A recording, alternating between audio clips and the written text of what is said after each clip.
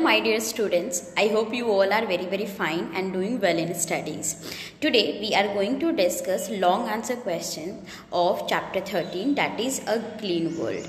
In the previous video we had discussed the short answer question. Today we are going to continue that with the long answer question. Okay, so without wasting any time, let's start. Our first question is asking, what are the causes of water pollution? Here you have to mention all those reasons that are cause of water pollution. That means they are the reason, they are the responsible only for the water pollution. So here I have written a few points, but if you want to write your own point, that you can write. Okay, many causes are there which are polluting water bodies. So let's discuss this answer. First, I have written washing clothes and utensils in rivers, lakes, etc. If we are using detergent or soaps in our water bodies, then they are making one layer above the water and they are creating the pollution. So if we have to wash any clothes or utensils with the river water, then we have to collect the water separately and we have to wash. It's not like that we are going into the river and we are washing there, because in that way all the soaps and detergents are mixing directly to the river. So we should avoid this step. Second, fertilizers and pesticides carried by rainwater into water bodies. Yes, this is also the reason, because our farmers are using a lot of fertilizers, pesticides and insecticides nowadays, and they all are mixing with the water when we are doing irrigation or when it is raining. Okay, and it washed away to the other water bodies and polluting the water. Next is bathing the animals in the river, pond, etc. If we have to wash our animals, then we have to collect the water in the bucket or any big utensils, and then we have to use that water to wash our animals. We should not take all these animals to the river or pond. In that way, all the germs or all the dirt from the animals is going directly to the water bodies. Last is the garbage thrown by the people into water bodies. We are throwing a lot of non-biodegradable waste like plastic or glass or metals directly into the water bodies, and they are creating pollution, water pollution, a lot of water pollution. Okay, so these all are the causes what I have written, but many other causes are also there. You can write those also. Okay, and when the water is getting polluted, it is reducing the level of the fresh water and it is not good for our environment. So conserve water. Our next question is, what is land pollution? Land pollution is also known as soil pollution, and if our soil is getting polluted, the fertility, that means the capacity of growing plant, decreases in that soil. So this question is asking, what is land pollution? So mixing of harmful substances in the soil or to the soil is known as land pollution. You can also write it as a soil pollution, and it is mainly polluting due to the agricultural chemicals, domestic waste and industrial waste. Directly we are throwing our garbage on the big land, or we are using a lot of fertilizer that is directly mixing with the soil, and it is killing the microbes which is present in the soil, and industrial waste is also responsible for the land pollution. So only you have to mention here the mixing of harmful substance in the soil is called soil pollution. Question number 3 is asking, what is acid rain and what are its harmful effects? When I was explaining you the chapter, that time I explained many factories are set up nowadays. We are using a lot of vehicles, we are using a lot of type of machines that are releasing harmful gases like carbon dioxide, nitrogen dioxide and sulfur dioxide, and after some time it is combining with the moisture, and when it is raining, it is mixed. These all harmful gases are getting mixed with the rainwater and it's falling on the ground. So this is very harmful for our buildings, for our crops, plants, and especially for the aquatic animals. So let's read what the answer is saying. Harmful gases like nitrogen dioxide, carbon dioxide and sulfur dioxide combine with moisture and form acid. Okay, these acids combine with the rainwater and fall on the earth, which is known as acid rain. So acid rain is the rain which is having harmful gases dissolve in that. Next, acid rain pollutes water, kills aquatic animals, damages crops and buildings. So this is not at all good for our environment. Question number 4 is asking, how have the actions of human beings disturbed the balance of the nature?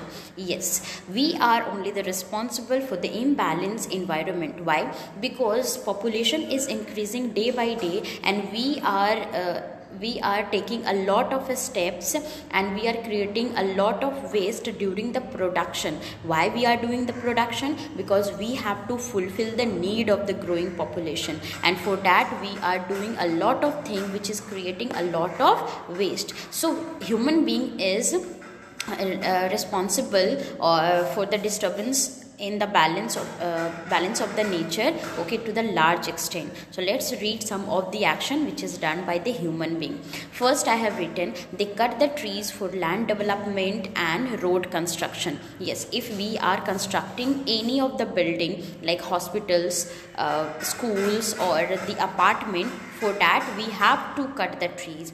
And for furnishing that, we have to cut the tree for making furniture and a lot of things.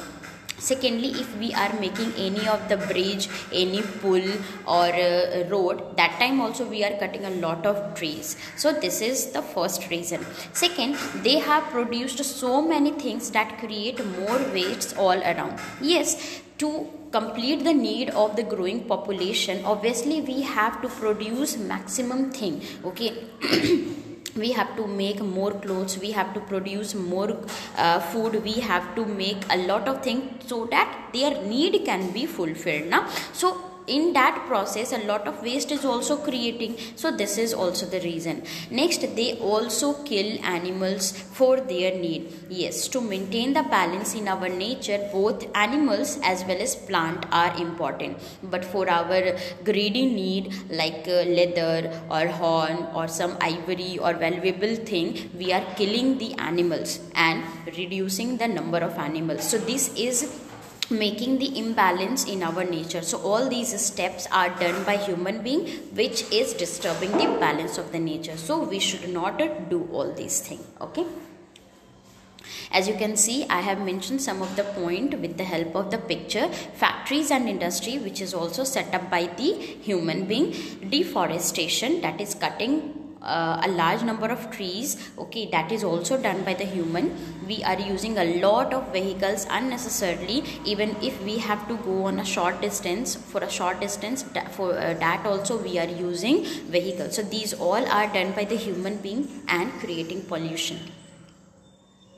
Our next question is asking, write any 5 ways in which we can prevent pollution. Some of the activity is in our control.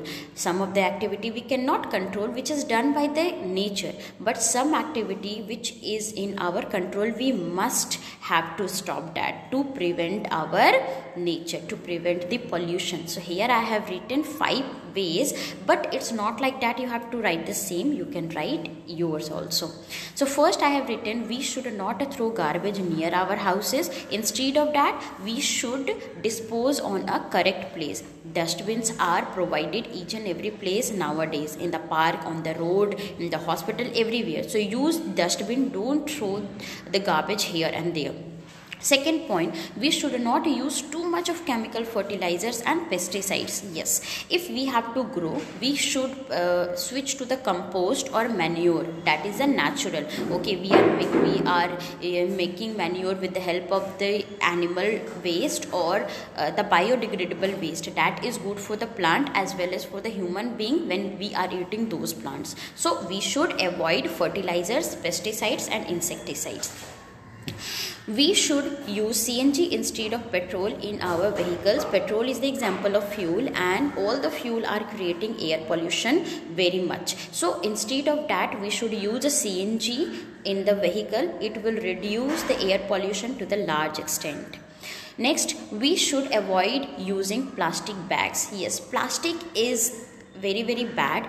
If we are going for the marketing or anywhere, please carry your bag. Plastic is not at all good for our environment in any ways. Last is, we should avoid using loud horns and loudspeaker. If we are running our vehicles on the road, then if it is very important, then only blow the horn, otherwise avoid it, because it create noise pollution. If we have to play the music, please play that in a low volume, so that we can protect our environment from the noise pollution. So I hope you all are going to follow these steps. Question number 7 is, what are the 3 R's? Explain them. First of all, 3 R's means reduce, reuse and recycle. So what is the meaning of these? Let's know. Reduce means we have to use only those resources, that means water or soil or any resources which is given by the nature, when we are how much we need, that amount is only used by the human being. Suppose I have to use 1 bucket of water only, then I will not open the tap for half an hour or for 15 minutes. Okay, if I have to wash my car, then I will fill my bucket and then I will use, so that the water will be used that much what I need only. The water should not be wasted. Okay, so we should use those resources which is given by the nature, only that we need. Okay, don't waste them. This is the reduce, that means we are lowering down the use of resource. Second, reuse. It is better if you are buying those things which can be reused again and again. Continuously, repeatedly, you are using the same thing for a long period of time in a different ways. If you have to do one thing, you are using the same way. If for another thing also you are using the same way. Okay, so buy those things which can be reuse again and again. Like if you are using the cane, okay, that time after using that, you can use that to put the pencils in that. You can make the pencil holder, you can make any other stand with the help of that, so that again and again you can use that.